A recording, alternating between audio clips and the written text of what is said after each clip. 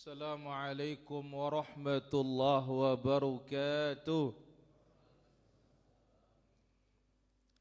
Innal hamdalillah nahmaduhu wa nasta'inuhu wa nastaghfiruh wa na'udzu billahi min shururi anfusina wa min sayyiati a'malina.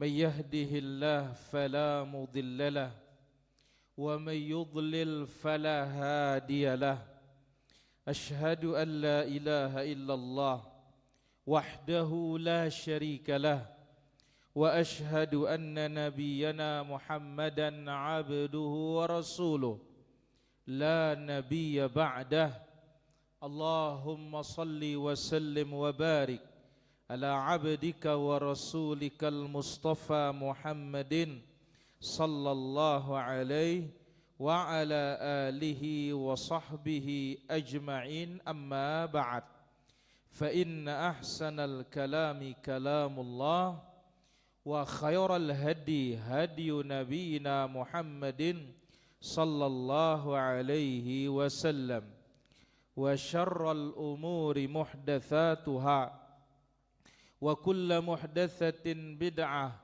wa kullu bid'atin dhalalah wa kullu dhalalatin finnar. Ayyuhal muslimun wal muslimat rahimani wa rahimakumullah. Pada kesempatan sore hari ini Allah Subhanahu wa taala memberikan kita taufik dan kesempatan untuk bisa hadir kembali di taman dari taman surga, majelis dari majelis zikir, majelis dari majelisnya para malaikat. Mudah-mudahan apa yang kita laksanakan ini diberkahi dan diridhai oleh Allah Subhanahu wa taala. Allahumma 'allimna ma yanfa'una wanfa'na bima 'allamtana wazidna 'ilman tanfa'una bihi. Allahumma inna na'udzubika min 'ilmin la yanfa' wa min qalbin la yakhsha' wa min nafsin la tashba' wa min da'watin la yustajabu laha. Ini harus ini para jamaah, ibu-ibu, bapak-bapak. Karena Nabi mengingatkan, mintalah ilmu yang bermanfaat dan berlindunglah kepada Allah dari ilmu yang tidak bermanfaat. Ma'asyiral hadirin wal hadirat, kaum muslimin dan muslimat rahimani wa rahimakumullah. Sore ini sebelum kita masuk ke pembahasan kita, bagaimana semangat para pemuda di zaman Nabi menuntut ilmu. Terlebih dahulu kita mengambil satu faidah ucapan Al-Imam Az-Zuhri rahimahullahu ta'ala. Al-Imam Az-Zuhri, beliau adalah tabi'in. Beliau orang yang pertama kali mengumpulkan hadis-hadis Rasulullah sallallahu alaihi wasallam yang diperintah oleh Amirul Mukminin saat itu Umar ibn Abdul Aziz. Ya, apa kata beliau rahimahullahu taala? Sebagaimana dibawakan dalam tarikh Ibni Abi Khaythamah pada halaman 388, beliau mengatakan, innamal ilmu khazain. Ilmu ini seperti gudang. Wa taftahuhu al-mas'alah.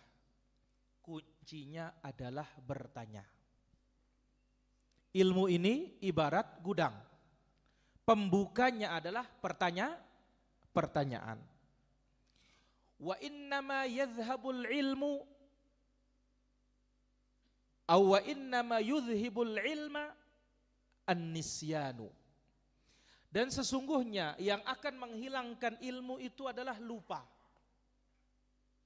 Wa tarkal mudzakarah dan tidak mengulangi yang sudah dipelajari. Dua ini yang menjadi penyakitnya ilmu. Pertama apa? Lupa. Lagu tetuang kita ini memang manusia niki balen lupa. Memang manusia itu suka lupa. Yang kedua, tarkul mudzakarah, tidak mengulangi pelajaran yang sudah kita pelajari. Nah, ini pentingnya kita ngaji terus.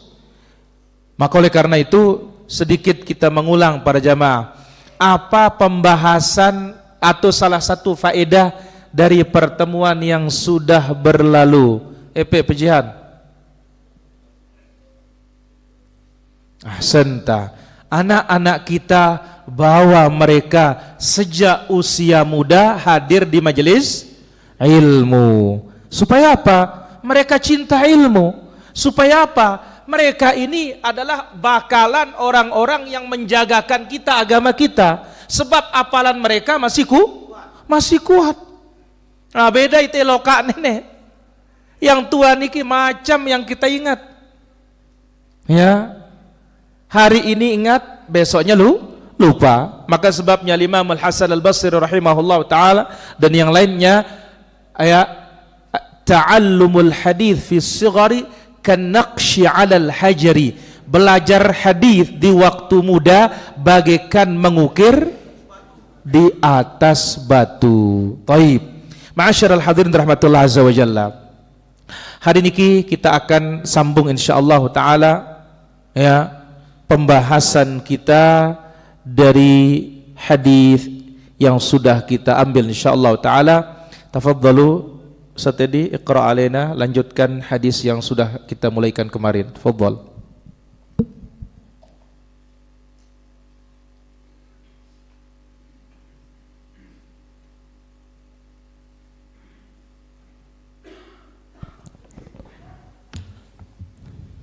Bismillah. Wassalatu wassalamu ala Rasulillah, amma ba'd. Qala al-mu'allif rahimahullahu ta'ala, babu ma ja'a fi sinni sima'i sighari. Al-hadits 89 An Samurah bin Jundub radhiyallahu anhu qala laqad kuntu ala ahdi Rasulillah sallallahu alaihi wasallam gulaman fakuntu ahfadhu anhu fama yamna'ani min al-qawli illa annaha huna rijalan hum asannu minni wa qad sallaitu wara'a Rasulillah sallallahu alaihi wasallam على امرأة ماتت في نفاسها فقام عليها رسول الله صلى الله عليه وسلم في الصلاة وسطها متفق عليه. Ahsan, tabarakallahu fikum. Ma'asyiral hadirin rahmati Allah azza wa jalla. Masih babnya ini fi sinni sama'is saghir. Berapa umur anak kecil baru bisa menuntut ilmu? Nah, kalau hari ini kita buatkan dia tema semangat para pemuda sahabat menuntut ilmu. Kita dengar ceritanya. Dari sahabat yang mulia Samurah ibn Jundub radhiyallahu anhu, beliau berkata, dulu ketika aku masih muda belia di zaman Rasulullah sallallahu alaihi wasallam, fakuntu ahfadhu anhu, maka aku menghafal apa saja yang aku dengar dari Rasulullah sallallahu alaihi wasallam. Nah, ini para jamaah, namanya sebagaimana yang kita sebut tadi, anak kecil menghafal itu cepat. Apa yang dilihat dihafal, apa yang didengar dihafal. Ini apalagi zaman dulu belum ada tontonan itu dan ini yang mengganggu pikiran, tidak ada. Hatta sekarang pun lihat anak-anak kita luar biasa, ya, teknologi, ya, HP pintar niki kalah itai loka no, kalah kita, masya Allah. Apalagi ada namanya main game nih para jamaah. Main game ini sulit bagi kita yang tua-tua, tapi anak-anak kita, subhanallah. Nah, apalagi di zaman dahulu, Ya, zaman dahulu satu contoh sahabat Samurah ibn Jundub. Ya, di zaman Nabi Shallallahu Alaihi Wasallam, dikala aku masih muda belia, katanya, aku menghafal apa yang datang dari Rasulullah Shallallahu Alaihi Wasallam. Fama yamna'uni minal qaul illa annaha huna rijalan hum asannu minni. Maka tidak ada yang menghalangiku untuk berbicara, tidak ada yang menghalangiku untuk menyampaikan ilmu itu, melainkan karena memuliakan yang lebih tua. Selama masih ada lebih tua, dahulukan mereka yang berbicara, dahulukan mereka menyampaikan ilmu. Waqad shallaitu wara'a Rasulillah sallallahu alaihi wasallam. Satu ketika pernah aku salat di belakang Rasulullah sallallahu alaihi wasallam, menyolati seorang wanita yang mati nifas. Menyolati seorang wanita yang mati nifas. Abu Sayyab, apa nama nifas? Ulang ya, ya ulang badin ya. Malamu. Ini obang, ini macam-macam.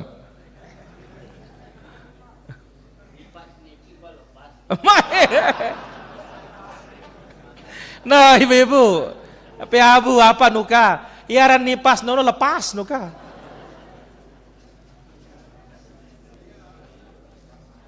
Untung yang pensilang lek tunina. Oh. Iaran nipas nono lepas. Bagaimana ibu-ibu, benar apa enggak ini? Ka salah nuka.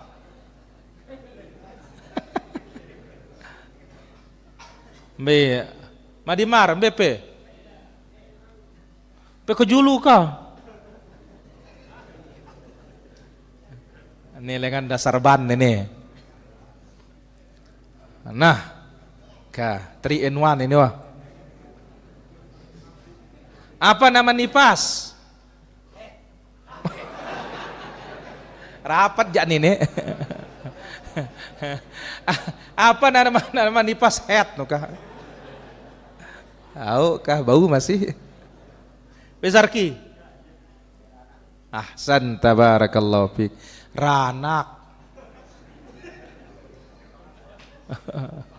No, au kah lepas sawah nuka.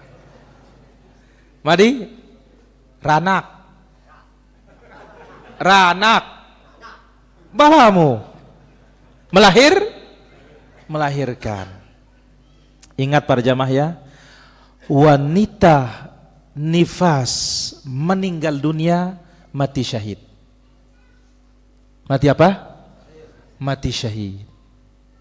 Wanita meninggal dunia ketika melahirkan mati syahid. Nah, Rasulul Karim sallallahu alaihi wasallam menyolatinya.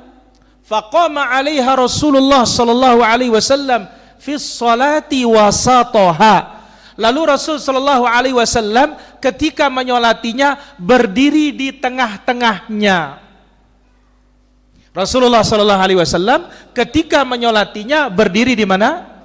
Di tengah-tengahnya. Taib. Berarti ini petunjuknya bagi imam ketika menyolati jenazah wanita. Di mana posisinya? Di tengah. Abu, pesolat jenazah nang kerja. Kenapa Ustaz? Baik. Ka solat jenazah dulu.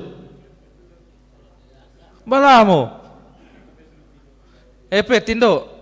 Epe obang.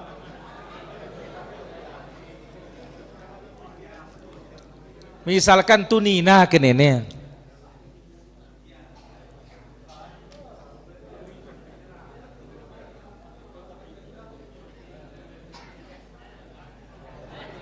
Nah, baik, kita lihat dulu.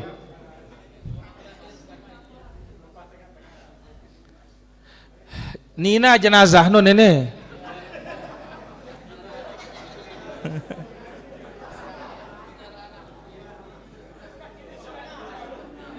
Baik. Baik. Ayo Abu. Ini jenazahnya laki-laki dulu, laki-laki dulu. Balamu, bemama ida. Di mana tempat berdirinya? Kalau jenazahnya laki-laki, di mana tempat imam berdiri? Mbe kola nemotang imam no. Oh no. Ibu-ibu, kalau jenazahnya laki-laki, di mana berdiri imam? Ini papah tengah. Betul? Salah nu kakak. Papah kendekok nu Malik. Ingat, laki-laki di kepala. Uluna. Terus wah. Beketika. Kawa, mae. Ka, wah, Balamu. Ayo wah. Satu. Apa dibaca pertama? Alhamdulillah, selesai. Takbir. Ayo, apa yang dibaca kedua? Apa dibaca kedua? Allahumma sholli ala Muhammad. Sahih. Selesai, takbir. Apa dibaca ketiga? Rabbana atina fid dunya hasanah. Berugi itu mati ngeteja. Ben doa yang lekna. Iya kan? Rugi yang mati ini. Dia yang doakan dirinya. Ya Allah, berikanlah kami kebaikan di dunia. Beda muan. Belamu. Biar pendoa yang batur. Allahumma sabbit qalbi nuka. EP doang muan ini. Balamu. Allahumma ghafir lahu nuka. Warhamhu apa? Biar doang maca ruan ini aja. Warhamhu wa'afihi wa'fu anhu wa akrim apa BK? Wa akrim nuzulahu. Oh, berarti perlu belajar ini. Baik, selesai. Takbir lagi. Apa PK keempat? Balamu.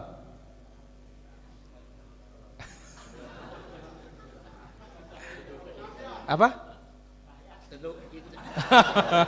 Bagus. Teduk kita nuka.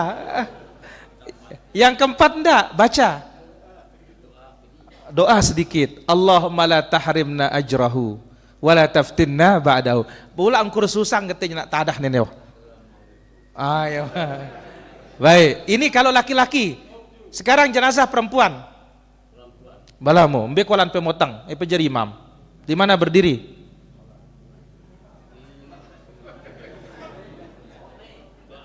Kawah. Kawah.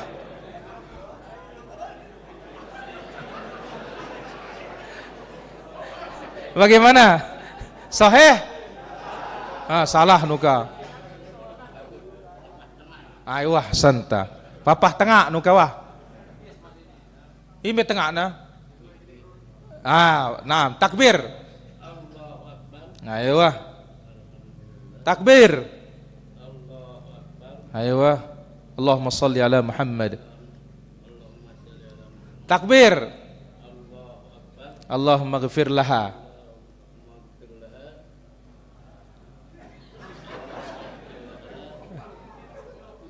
Enggak nah? Apa langsungan juga? Kabareh tuh belajar ndak? Allahu Akbar. Allahumma la tahrimna. Oke, salam terus. Baik, barakallahu fikum. Luar biasa nih, masya Allah. Kita cari poinnya para jemaah. Jadi kalau jenazah perempuan di mana posisi imam? Di tengah-tengah. Kalau jenazah laki-laki? Di kepala. Jelas Abu? Jelas? Karena jelas ja. Baik. Ma'asyiral hadirin rahmatillah azza wa jalla. Ini dia pembahasan kita pada kesempatan sore yang berbahagia dan mulia ini tentang sahabat yang mulia Samurah ibn Jundub. Siapa? Samurah ibn Jundub radhiyallahu anhu wa arda. Taib.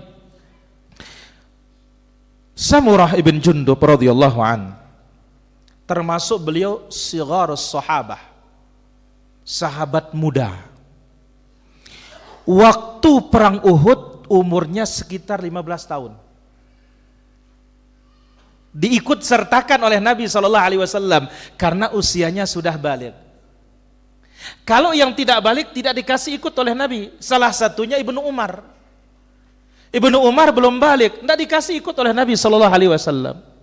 Samurah bin Jundub bisa ikut karena umurnya sudah 15 tahun. Perang apa? Abu Uhud. Taib. Beliau telah menghafal 100 hadis dari Nabi SAW. Bayangkan usia masih apa? Muda. Di antara adab beliau, para hadirin rahmati Allah Subhanahu wa taala, beliau tidak mau melangkahi orang yang lebih tua ilmunya dalam berbicara.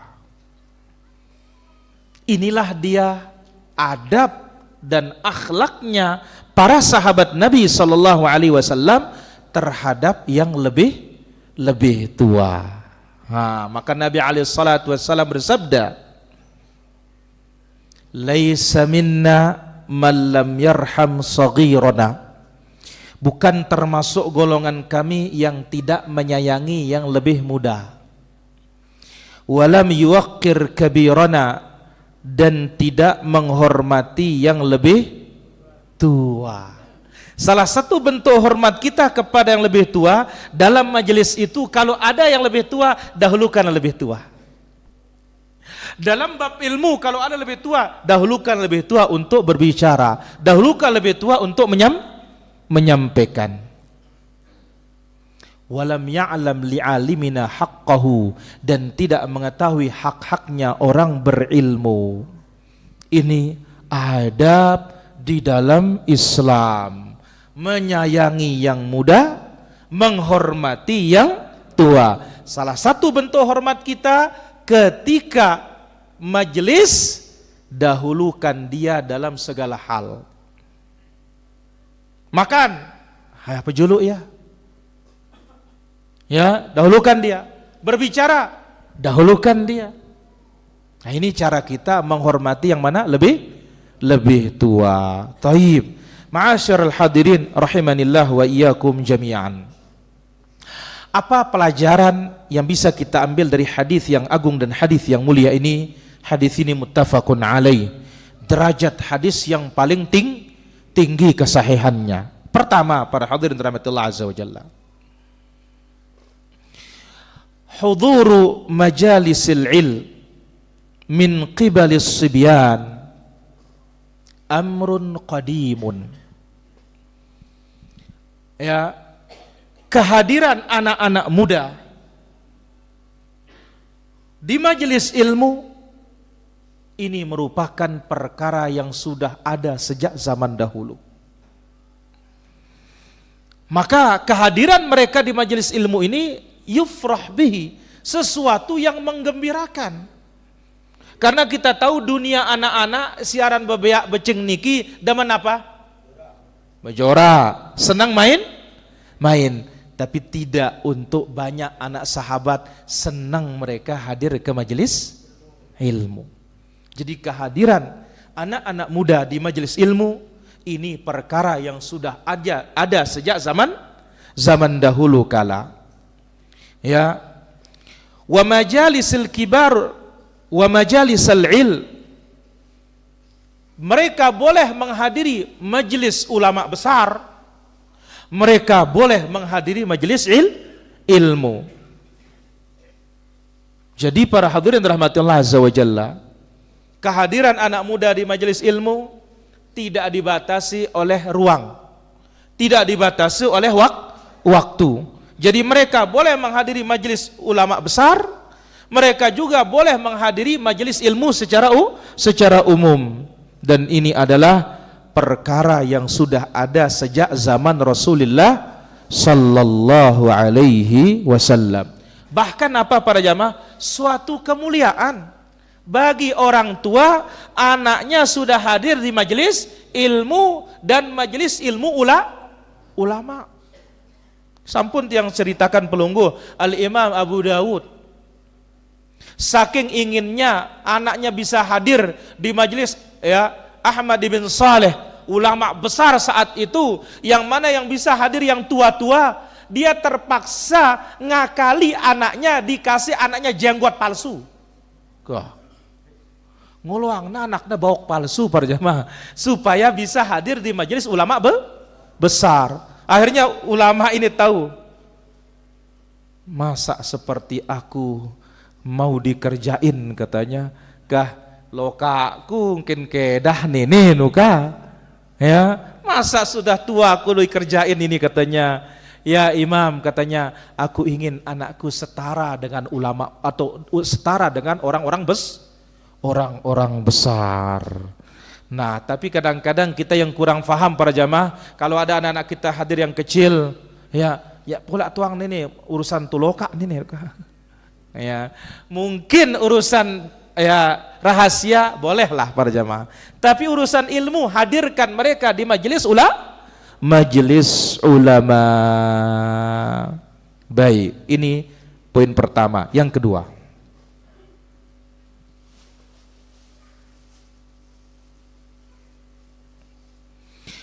tahammulul ghulamu fi sigharihi.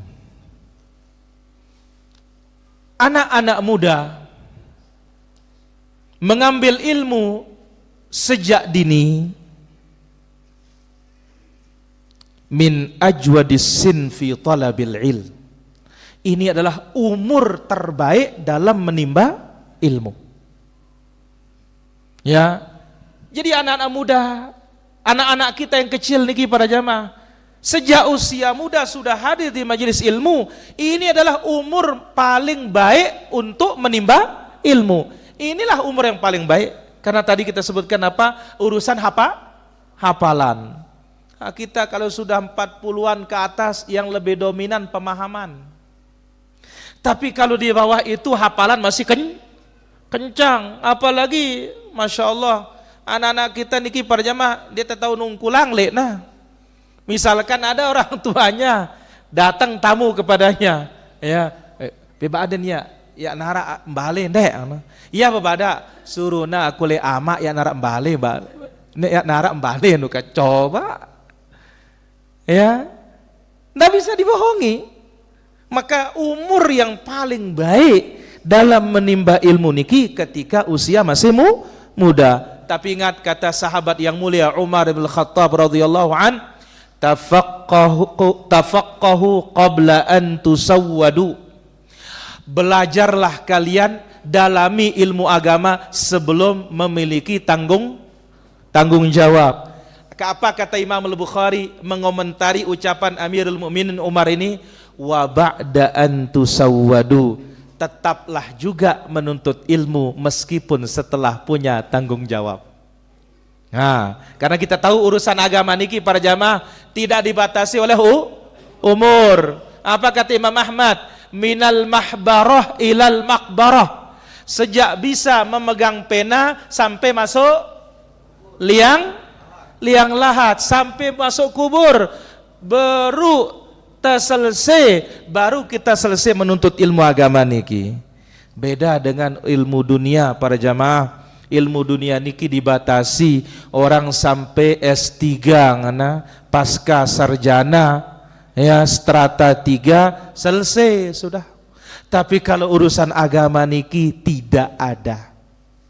Sebab apa? Yang tidak kita ketahui masih jauh lebih banyak dari apa yang kita ketahui. Faedah yang ketiga, ma'rifatus sahabati syarafa kibarihim.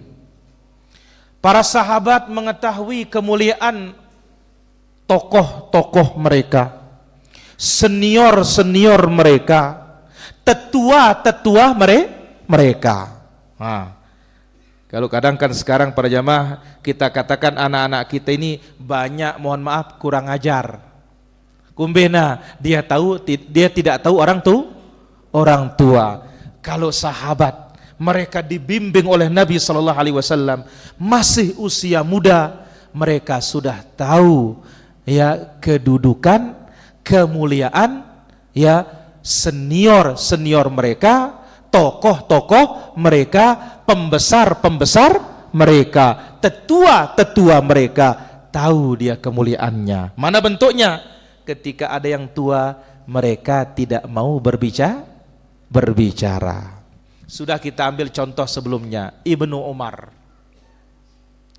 Di majelis Nabi Sallallahu Alaihi Wasallam, Nabi pernah memegang bonggol kurma. Namun bahasa bawa arak ngetu pudak, arak ngetu kuah. Ya, bonggolnya kurma enak sekali nih para jamaah. Mara pudaknya urnuka. Apalagi pudak nau lebih manis lagi. Nabi pernah memegang bonggol kurma. Nabi mengatakan di hadapan sahabat, "Inna minasyajari syajarah la tasqutu waraquha." Ada pohon yang tidak gugur dedaunannya. Ayo kasih tahu aku, kata Nabi, pohon apa itu?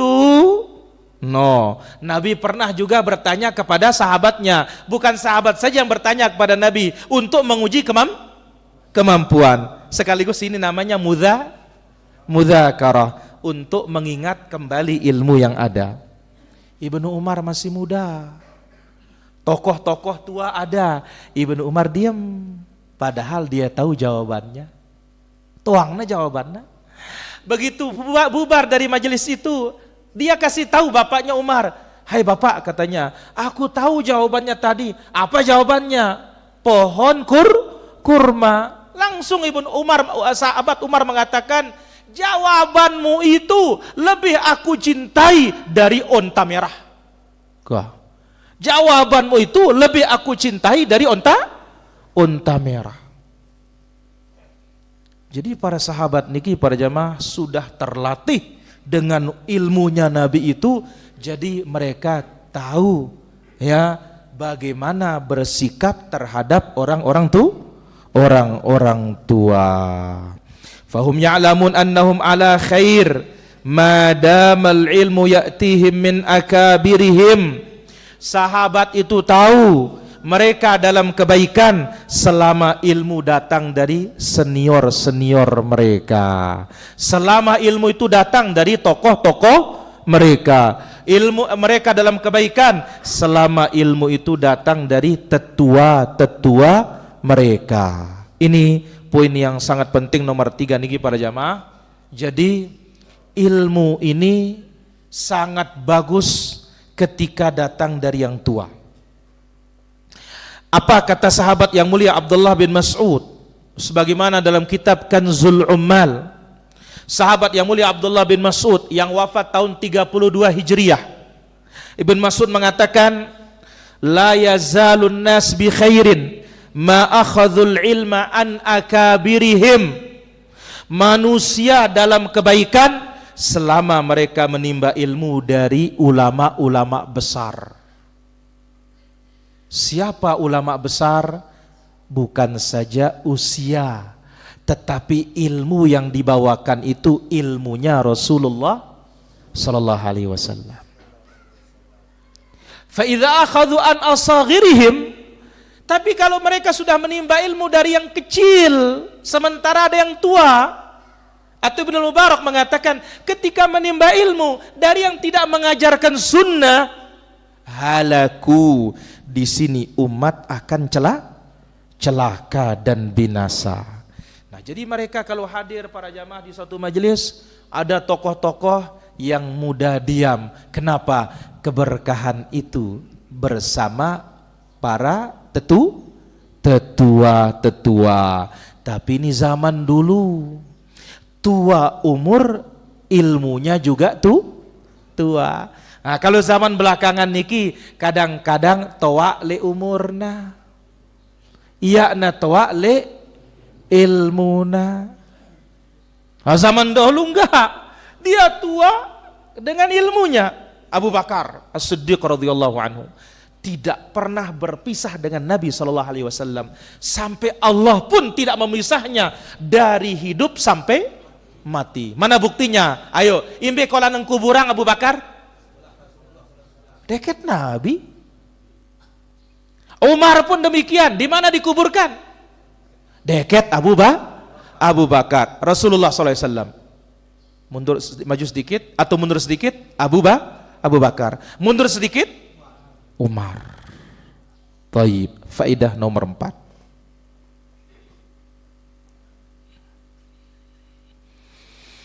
At-ta'addubu ma'al kibar. Hadis ini mengajarkan kita bersikap sopan, beradab terhadap yang lebih tua.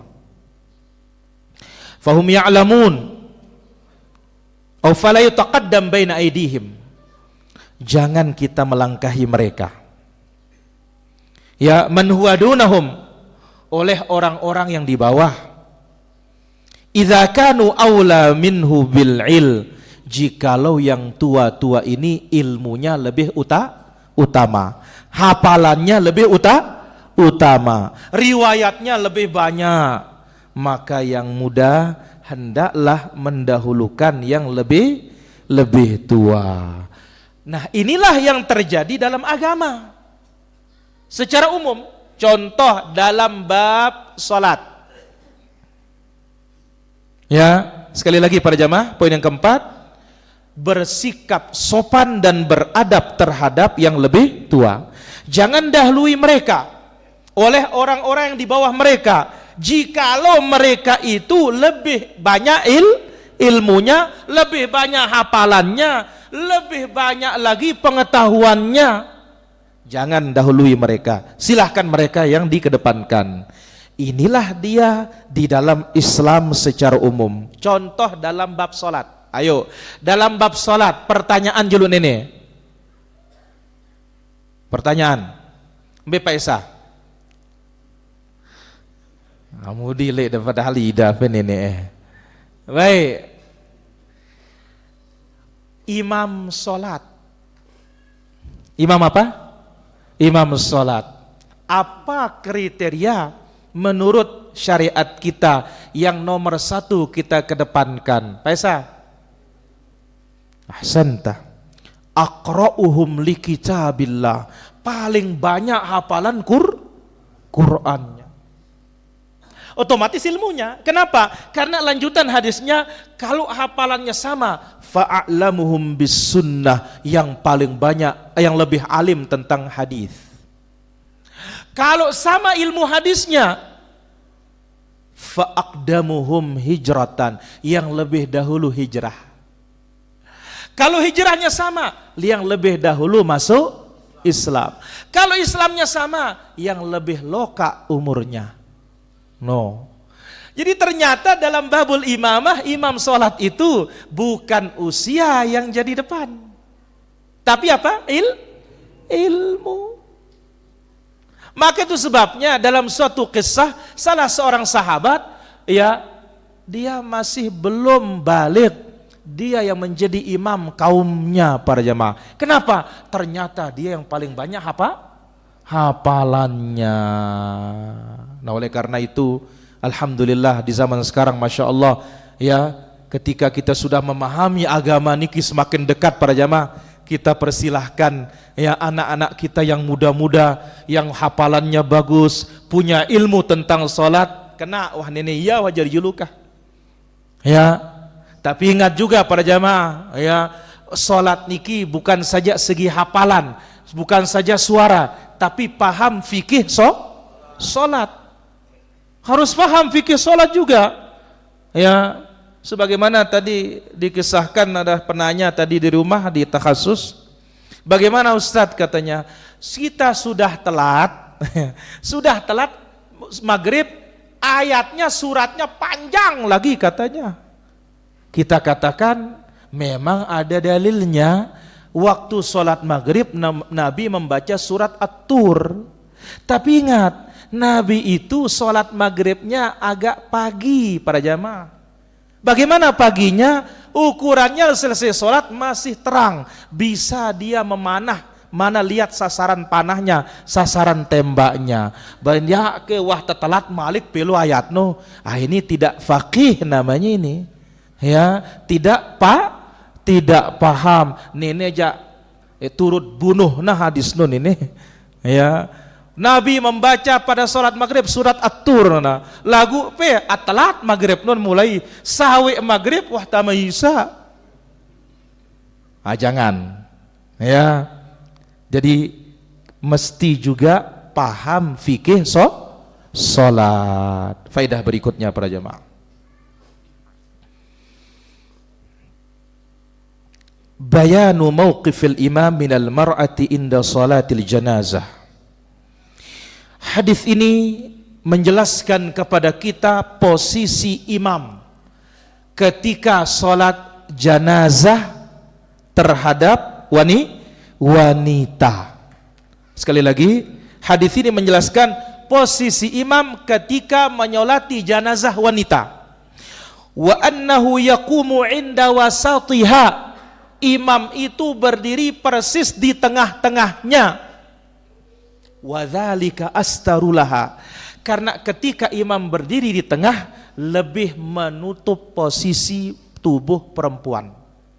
Ini salah satu penyebab disebut oleh para fuqaha kenapa janazah wanita itu imamnya berdiri di tengah, supaya lebih tertutup perempuan itu dari belakang.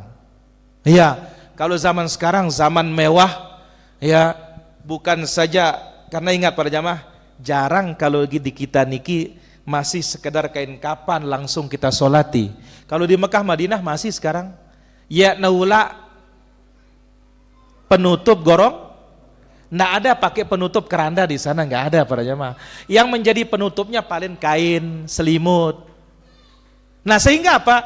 Cenderung kalau hanya dengan kain kapan masih kelihatan tubuhnya. Nah maka imam itu berdiri di tengah supaya tidak kelihatan sekali siapa bentuk tubuh perempuan ini. Adapun laki-laki, imam berdiri di posisi kepala. Ini perlu diperhatikan nih para jamaah. Baik, pertanyaannya, apakah hilang hukum ini dengan ditutupnya jenazah itu dengan penutup keranda? Jawabannya tidak. Sunnah ini tetap berlaku sampai hari kiamat karena sudah tidak ada yang menghapus hukumnya. Ya, karena agama sudah sempurna. Jadi ingat ini, imam kalau sholat janazah untuk laki-laki di mana berdirinya?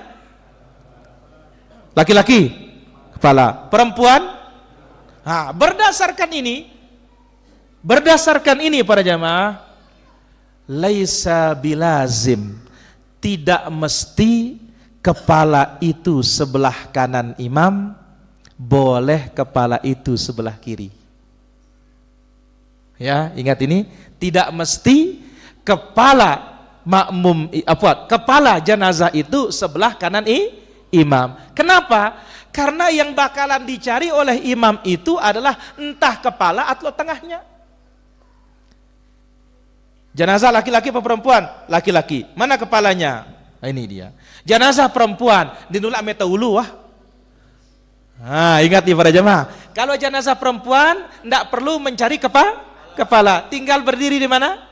Tengah. Tapi kalau laki-laki cari kepalanya. Kenapa? Karena sunnahnya imam berdiri sejajar dengan kepala. Taib. Jelas ini para jemaah? Jelas niki? Kapan kepala jenazah sebelah kanan? Ketika dikubur. Kalau dalam liang-lahat mesti, karena akan ditidurkan di samping kanan. Adapun kalau di keranda, marabasanta gorong batang, dimanapun posisi kepalanya bebas waktu disolati. Ditaruh di kanan boleh, ditaruh di kiri boleh. Karena imam nanti akan mencari kepala kalau laki-laki, dan kalau perempuan tidak perlu mencari kepala, cukup berdiri di mana? Di tengah. Jelas? Faedah terakhir. Masyru'iyatu salatil janazati 'alal mar'atin nufasa. Disyariatkan salat janazah terhadap wanita yang nifas. Disyariatkan salat janazah terhadap wanita yang mati dalam keadaan nifas. Apa pasalnya di sini? Kok ada pengambilan hukum seperti ini?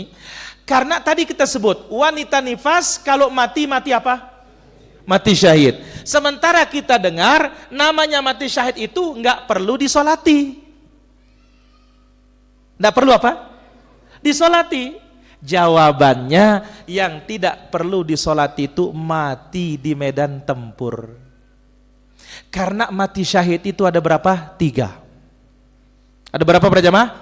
3. 1. Syahidud dunia wal akhirah. Syahid dunia, syahid akhirat. Mereka yang mati di medan tempur membela agama Allah dengan ikhlas. Ini namanya syahid dunia dan syahid akhirat. 2. Syahidud dunia. Hanya syahid dunia. Bahkan sebagian ulama mengatakan tidak juga mati syahid yang ini. Ini sudah kita bahas Kembang Karangdaya dulu ini, malam itu. Apa syahid dunia ini kepada jamaah? Yang mati di medan tempur tetapi berbuat dosa waktu perang. Apa? Berbuat dosa waktu perang. Apa dosanya? Ternyata waktu perang dia riya. Ternyata waktu perang yang nginte harta rampasan. Ternyata waktu perang ya nekawa nahan sakit semati nelekna. Bunuh di sebagaimana dalam hadis itu para jamaah. Begitu sahabat melihat ada seseorang yang luar biasa gigihnya berperang, apapun musuh di depannya libas. Langsung sahabat mengatakan, hani allahul jannah, kah untung dan ini surga. Wah, langsung Nabi mengatakan, huwa pinnar, pin neraka kolana kana. Kah, dia di neraka. Sahabat tidak mungkin ragu kepada sabda Nabi SAW. Langsung diteliti oleh sahabat, ternyata luka, abakat ya. Begitu luka tidak tahan sakit, dia berdirikan ujung pedangnya, langsung dia tusuk dirinya supaya cepat mati yakni sakitan lalu. Nah, ini namanya syahid dunia. Syahid apa? Syahid dunia. Ini tidak perlu disolati. Yang pertama juga tidak perlu disolati. Tapi kalau mau disolati boleh. Tidak perlu disolati. Kenapa para jamaah? Amalannya sudah cukup, sudah itu. Yang ketiga, syahidul akhirah. Syahid akhir. Artinya di akhirat diberikan dia pahala seperti pahala mati syahid. Tapi bukan syahid dunia. Ini yang banyak. Al-mabtunu syahid, yang sakit perut matinya syahid. Wal gharqa syahid, yang mati tenggelam syahid. Wal hadma syahid, yang mati tertimpa reruntuhan gempa dan semisalnya mati syahid. Ya. Kemudian yang mati stroke, ya, zatul jam, ini juga disebut apa? Syahid. Wal mat'unu syahid, yang mati karena wabah taun, itu juga mati syahid. Kemudian apa? Yang mati terbakar juga mati syahid. Kalau yang nomor 3 ini disolati, dimandikan, dikapani, disolati. Nah, termasuk di sini. Maka poinnya nomor berapa? 6. Disyariatkan sholat janazah terhadap wanita yang mati nifas. Kan mati syahid. Syahid syahid akhirat. Kalau syahid akhirat tetap perlakuannya seperti mati biasa. Walhamdulillahi rabbil alamin. Demikian bisa kita sampaikan para jamaah pada kesempatan sore hari ini. Semoga apa yang kita ambil bermanfaat. Wal ilmu indallah wa sallallahu wasallam wa barak ala abdika wa rasulika Muhammad wa ala alihi wa sahbihi ajma'in. Wa akhiru da'wana anilhamdulillahi rabbil alamin. Kami silahkan kalau ada yang ingin bertanya, tafadhalu. Fizarki, buka dulu. Jazakumullah khair. Wa jazakallah khair. Masalah Berkaitan di hadis baca baru Pak Ustaz. Hadis imbe no? Hadis macam masalah syahid dunia, syahid akhirat. Ya, masalah salah. mati syahid Pak Ustaz. Luar biasa ini. Jadi kan pas kita biasa nyolatin jenazah Pak Ustaz, kon masjid. Jadi kan udah takbir pertama Pak Ustaz. Takbir kan kita pertama Pak Ustaz. Terus membaca Fatihah. Terus imam nina Allahu Akbar takbir Malik. Nah jadi pertanyaan Pak Ustaz, apakah aula kita ngangkat imam atau ya pentakbir kedua, ketiga, keempat, lima Pak Ustaz, mohon penjelasan. Masya Allah. Mara bahasa bawa ini rentekang na jama ini aja. Baik. Apakah aula itu angkat umma? Pertama, sepakat takbir. Takbir itu ucapan Allahu Akbar. Dan sepakat bahwasanya takbir pertama mesti angkat tangan. Berbeda pandangan ulama tentang takbir sisanya. Sama kasusnya dengan waktu sholat Idul Fitri dan Idul Adha. Kalau melihat riwayatnya para jamaah, tidak ada yang sahih dari Nabi mengangkat tangan pada sisanya itu. Lah bagaimana Athar Ibnu Umar? Athar Ibnu Umar juga lemah. Lemahnya dari dua sisi disebut oleh para ulama al-hadits. Yang pertama, sisi periwayatannya tidak nyambung ke Nabi, tidak nyambung ke Ibnu Umar, putus. Sisi yang kedua, salah satu perawinya namanya Ibnu Lahiyah. Ibnu Lahiyah ini matruk, ditinggalkan periwayatannya. Maka dengan demikian kita katakan bahwasanya ya saat sholat jenazah maupun Idul Fitri, Idul Adha, yang lebih kuat itu pada takbir sisa dari yang pertama itu tidak perlu mengangkat tangan. Bagaimana kalau ada mengangkat tangan? Insya Allah tidak ada masalah. Wallahu ta'ala ala wa alam. Berarti tak ulah Ustaz angkat imam Naula. Lanjut ke Ustaz Kersi. Bakakah? Berarti apa Ustaz?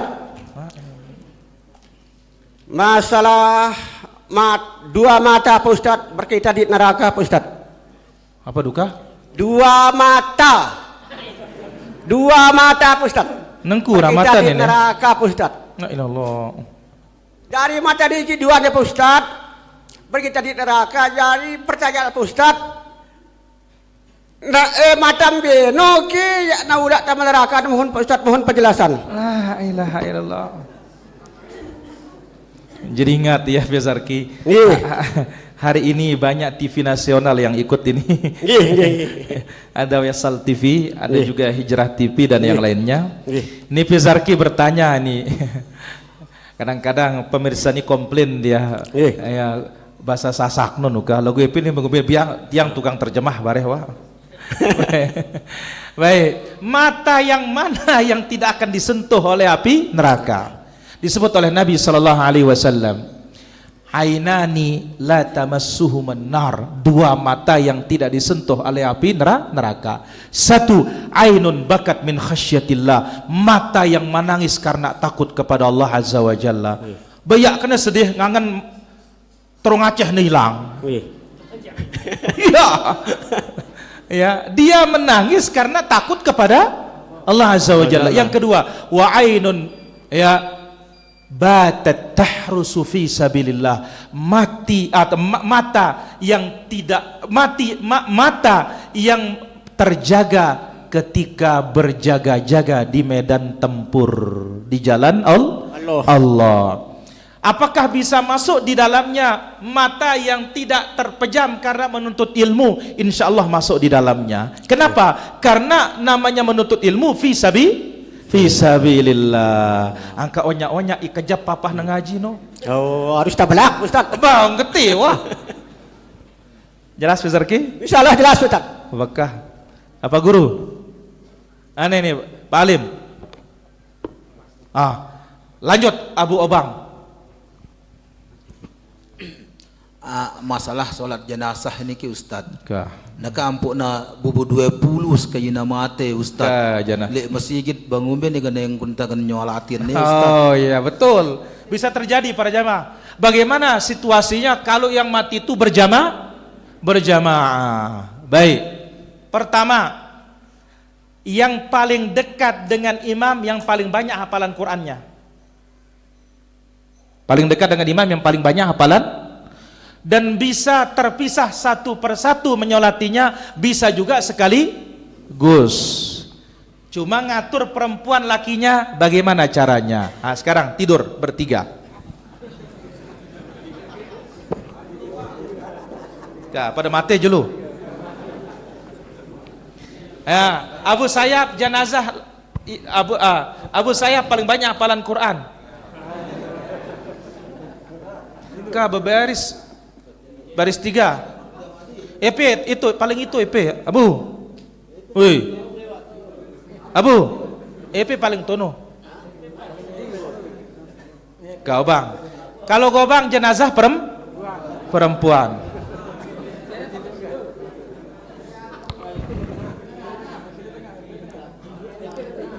Weh, pedang atas ke. Nah, baik. Nah, sekarang kita atur para jamaah. Kalau jenazah perempuan diperhatikan. Oh bang,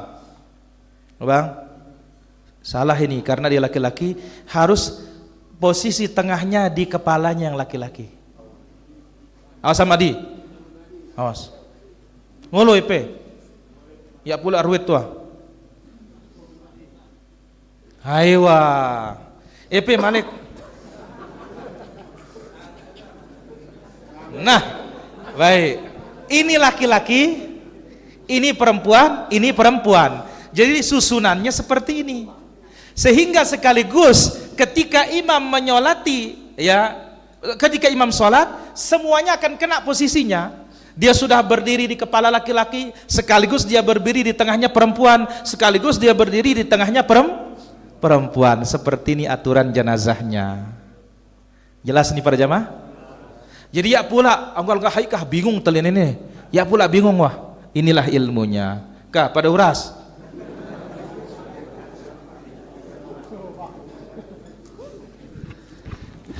Jelas apa? Baik, di sini ada pertanyaan para jemaah dari pemirsa kita ini.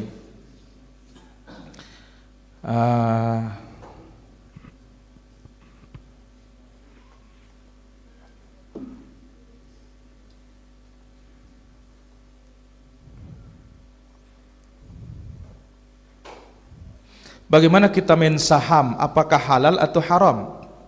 Pertama, kalau tidak ada unsur judinya, kemudian saham yang kita perjualbelikan adalah barang halal, maka tidak ada masalah. Dan yuntafal gharar, hilang ghararnya, penipuannya di dalamnya. Dan andai kata itu pun sifatnya yasir, sangat ringan, maka hukum asal al-aslu fil muamalah al-ibahah. Hukum asal muamalah itu adalah halal. Wallahu ta'ala ala wa alam. Bagaimana cara kita mengerjakan sholat sudah lewat gara-gara kebablasan tidur? Misal Jumat kita tidur, tiba-tiba bangun pas asar. Rasulullah sallallahu alaihi wasallam bersabda, "Man nama an salatin aw nasiyaha falyusalliha mata dzakaraha wa laysa lahu kafaratun illa dzalik." Siapa yang ketiduran atau lupa akan suatu salat, silahkan dia salat kapan dia bangun, kapan dia ingat, tidak ada tebusannya kecuali itu. Jumat tidak ada Jumat waktu asar, maka cukup diganti dengan sholat zuhur. Wallahu ta'ala ala wa alam. Apa benar meninggalkan sholat asar akan gugur amalan pahala hari tersebut? Jawabannya benar. Hadisnya sahih. Nabi sallallahu alaihi wasallam menyebutkan, "Man taraka salatal asri faqad habita amaluh." Siapa meninggalkan sholat asar, hancur amalannya hari itu. Maka ini bahayanya. Sampai Allah menyebutkan, "Hafidhu 'alas shalawat was salatil wusta." Jaga semua salat, terutama salat pertengahan yaitu salat asar. Wallahu ta'ala ala wa alam. Lanjut Abu. Saya ngajarin masalah judulna temati niki. Nah, apakah dia orang nipas niki, orang wanita? Ibu-ibu nenek, apakah orang nipas orang wanita? Ya B dengan mama. Atau orang istri lah. Nah, enggak ada lah nipas itu laki-laki ya Bu. Ya pasti perempuan nipas karena ranak. Ya, orang wanita yang nipas niki. Oh, kita biar keras dan ini. Yang ranak lah. Nah, apakah orang laki yang bertepatan jelunan niki mati jamak biasa orang laki. Nah, apakah orang wanita ya istri niki yang matena nipas? mati nipas. Iya bingung nang kene. Jaga be. Nama tiranak kah mas biasa nu. Nah, apakah ya aja mau tanpa asap tanpa isap mati syahid ya aja? Apakah bergabung kalau orang laki mati biasa niki? Nih ibu-ibu, pertanyaannya abu ini.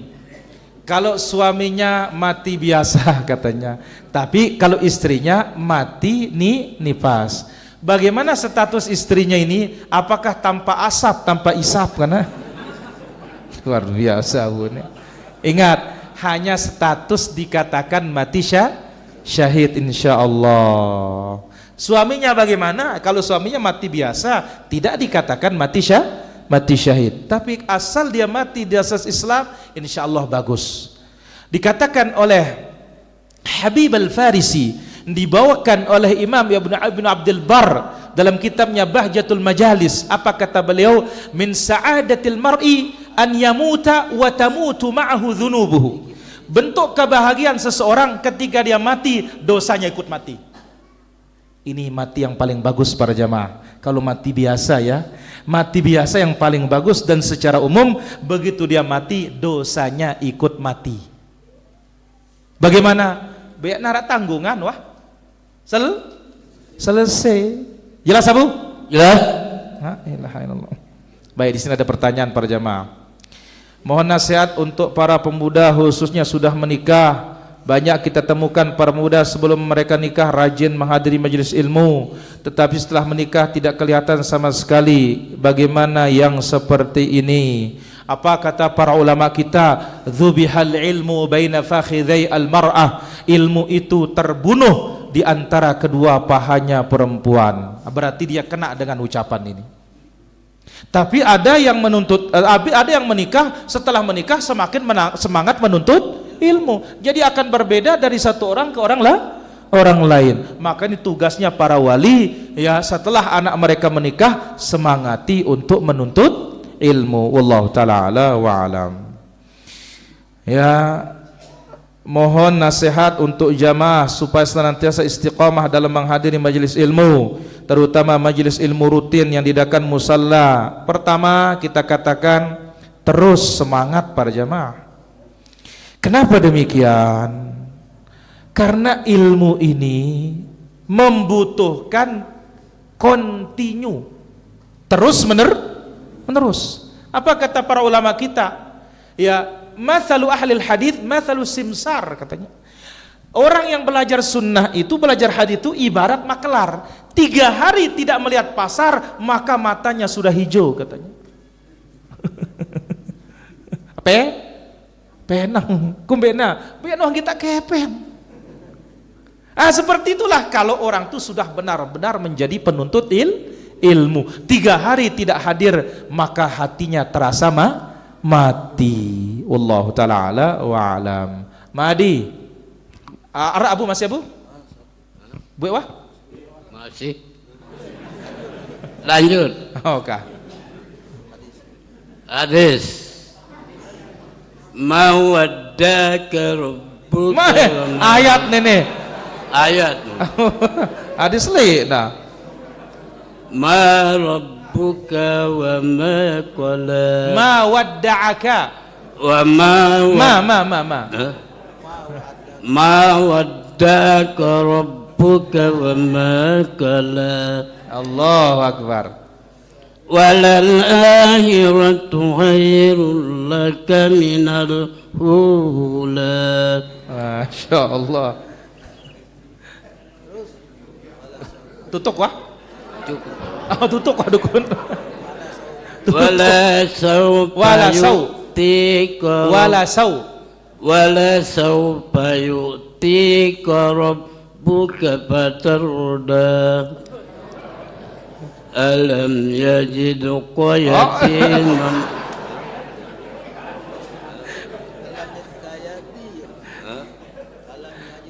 Jadi niki di pasalnya para jamaah.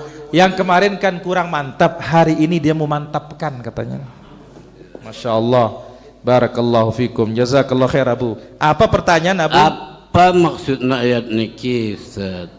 Baula itu ngaji jelun ini aja. Tapi secara umum apa kata Allah? Alam yajidka yatimam fa'awa. Bukankah Allah Azza wa Jalla menemukan engkau dan melihat engkau dalam keadaan yatim, maka Allah Subhanahu wa taala memeliharamu. Wa wajadaka dhallam fahada. Engkau sesat, bukan maknanya sesat yang sesungguhnya, tapi apa? Allah belum memberikan nabinya risalah. Fahada, diberikan dia hidayah, diangkat menjadi nabi dan rasul. Ini semuanya tentang nikmat Allah yang diingatkan kepada Rasulullah sallallahu alaihi wasallam, sehingga akhir surat mengatakan wa amma bi ni'mati rabbika fahaddits. Terhadap nikmatmu syukuri dia. Itu nama fahaddits para jamaah. Fahaddits yaitu syukur kepada Allah Subhanahu wa taala. Wallahu taala ala wa ala. Madi. Masalah. Dah, tertarik. Ai ke usul asal nam ya lokak dah. Hadis ke bersuru atau tu lokak. Yumbe no. Maksud kuno waktu tai. Mate no ai ke lekan dasar dah. Imya lokak no. Sama nabi ke lekana atau sama tu lokak. Mia lokak no. Mo lokak tom tarik no kilo. Baik, Madimar bertanya, apa dasarnya membuat liang lahat ini? Nah. Pertama kita katakan ini juga perbuatan zaman dahulu. Lalu Nabi Shallallahu Alaihi Wasallam menyebutkan al-lahdu lana wasyaqqu li ghairina. Lahat itu itulah untuk kaum muslimin. Syak itu buatkan kolam kemudian buat lubang di tengah, itu dulu asalnya untuk luar Islam. Lamun bahasa bawa kaca puri nuka. Pada? Nah, lahat itu miring masuk ke dalam ke arah kiblat. Itu namanya lahat. Nah, bagaimana dengan hadis ini? Kita katakan iya, hadis ini sahih. Namun ingat ya, hadis ini juga disebutkan oleh para ulama kita tergantung kondisi tanahnya. Kalau tanahnya tidak cocok lahat, misalkan kalau dia berpasir, begitu gali, urak, jatuh, berarti cocoknya buatkan dia syak namanya. Piak julu telaga, wah telaga nono baru empiak pin tengah. Nah, ini juga boleh, meskipun kalau dalam pilihan yang paling afdal itu ketika kita membuat lahat paling bagus kalau bisa memilih. Kalau tidak bisa memilih, mana saja hukumnya boleh. Jelas Madi? La ilaha illallah, insyaallah babareh ngetuja. Bagaimana tetangga kita pelit karena besarnya hak tetangga terhadap tetangga yang lain? Pertama, doakan dia supaya mendapatkan hidayah. Kemudian yang kedua, ia pelit bekah urusan ia itayak pelit. Jangan kita pelit. Ya, karena kita ini tidak boleh bersikap pelit, karena pelit ini bukan akhlaknya kaum muslimin, bukan akhlaknya Rasulullah sallallahu alaihi wasallam. Allah taala ala wa alam. Yang terakhir para jamaah, apa bisa jamak salat perjalanan sebagai sembalun misal maghrib isya? Boleh, tidak ada masalah. Wallahu taala ala wa alam.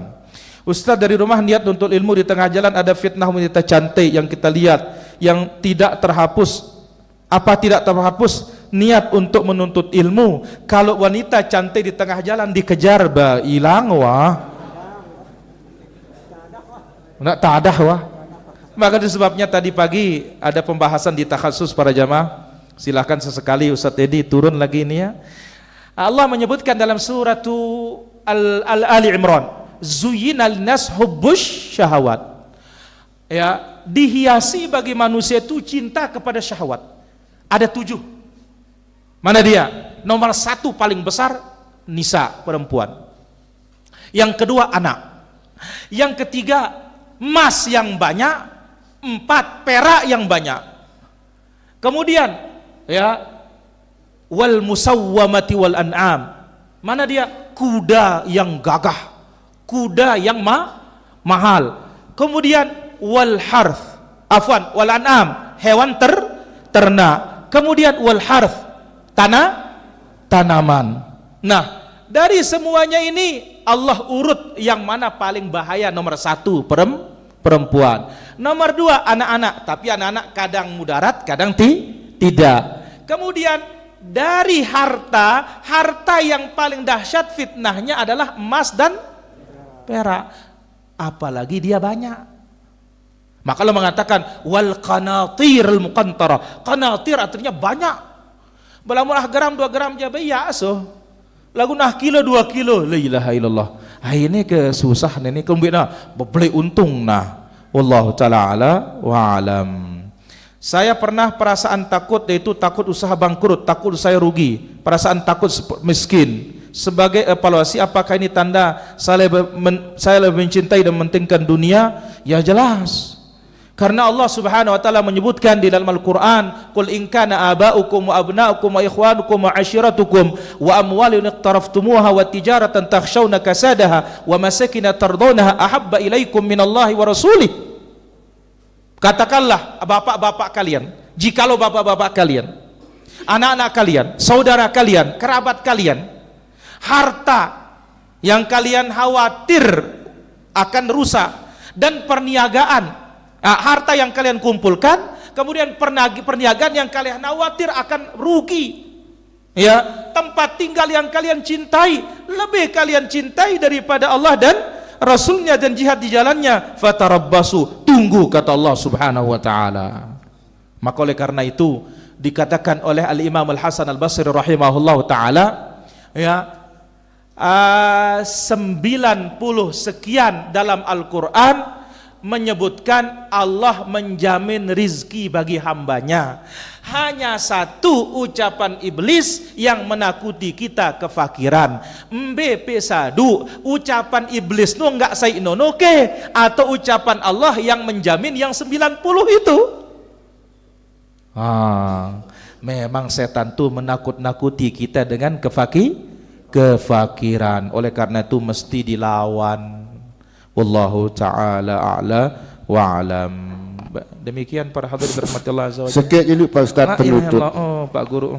Terkait dengan apa yang dipraktikkan tadi, kalau jenazahnya tunggal bisa doanya Allahumma gfir laha atau Allahumma gfir lahu. Tetapi kalau double, ada laki ada perempuan seperti itu, bagaimana doanya? Doanya Allahumma gfir lahuma berarti sudah 2 dia Pak Guru.